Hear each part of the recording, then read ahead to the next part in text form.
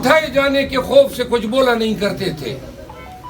اب پوری اسمبلی کے تمام ممبران, تمام صوبائی اسمبلیوں کے ممبران اور پاکستان تحریک انصاف بحیثیت جماعت ہر قسم کے جبر کے خلاف نہ کہ صرف آواز اٹھائے گی, بلکہ جو ادارہ یا جو شخصیت ہمارے خلاف جو کارروائی کرے گی اس کا نام لے کر بات کریں گے.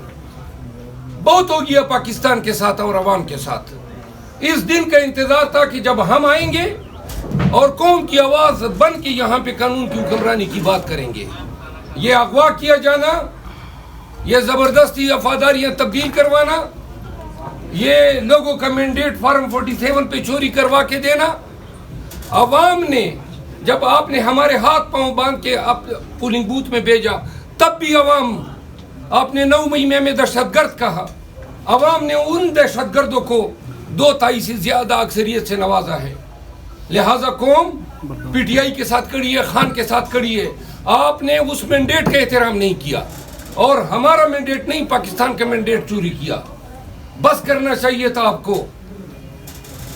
پاکستان کی سالمیت کے ساتھ یہ کھلواڑ ہیں اور نواز شریف اس کھیل کے بنیادی کردار ہیں جو تمام مہرے الا رہا ہے. صرف نواز شریف یا اس کی پارٹی کو اقتدار میں لانے کے لیے ہم الیکشن سے پہلے بھی چیخ رہے تھے. سارا نظام عدل داؤ پہ لگایا ہوا ہے. الیکشن کمیشن, ادارے, پولیس, بیوروکریسی سب جو ہیں ان کے اسٹوجز بنے ہوئے ہیں. تو لہٰذا پاکستان کے عوام یہ آگاہ ہو, خان کے 2 ٹوک الفاظ ہیں کہ ہماری اصل جنگ جو ہے آج سے شروع ہے اور یہ جنگ ہر روز کے ساتھ بڑھتی جائے گی.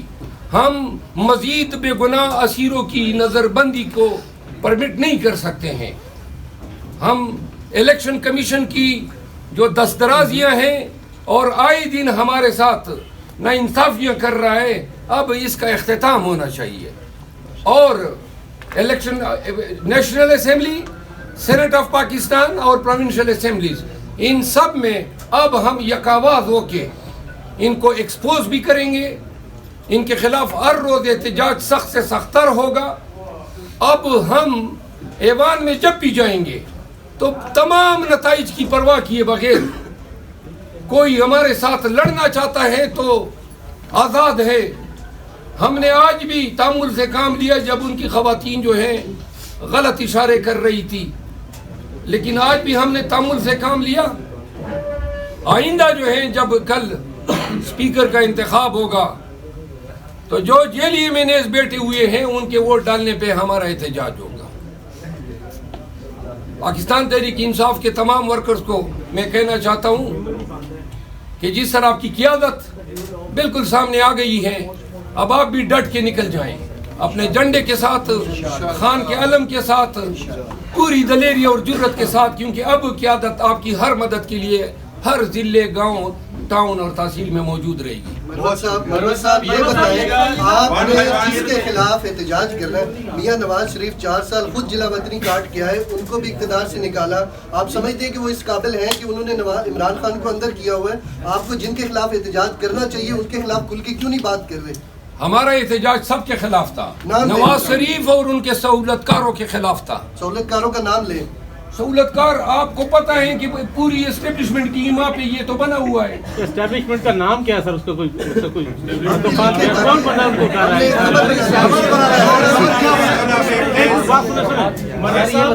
1 منٹ, آپ کا نام کیا ہے؟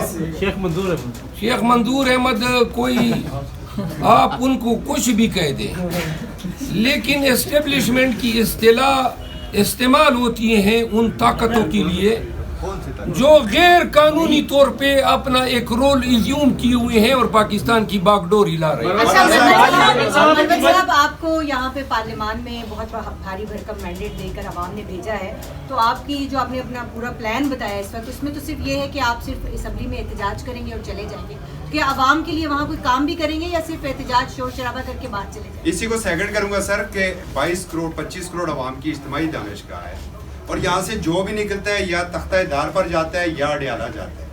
کیا کسی ایک نقطے کے اوپر آپ سب لوگ متفق ہو سکتے ہیں؟ جتنے تختہ دار پہ گئے ہیں اور اڈیالہ گئے ہیں میں حیثیت ایک قانوندان کہ میں ان سب کی مذمت کروں. میں قانون کی حکمرانی والا آدمی ہوں, میری پارٹی کی حکومت ہوگی, اور اگر مریم نواز کے خلاف کسی نے غیر قانونی طور پہ کارروائی کرنی چاہیے, میں پہلا شخص ہوں گا کہ اس کا ہاتھ روکوں گا.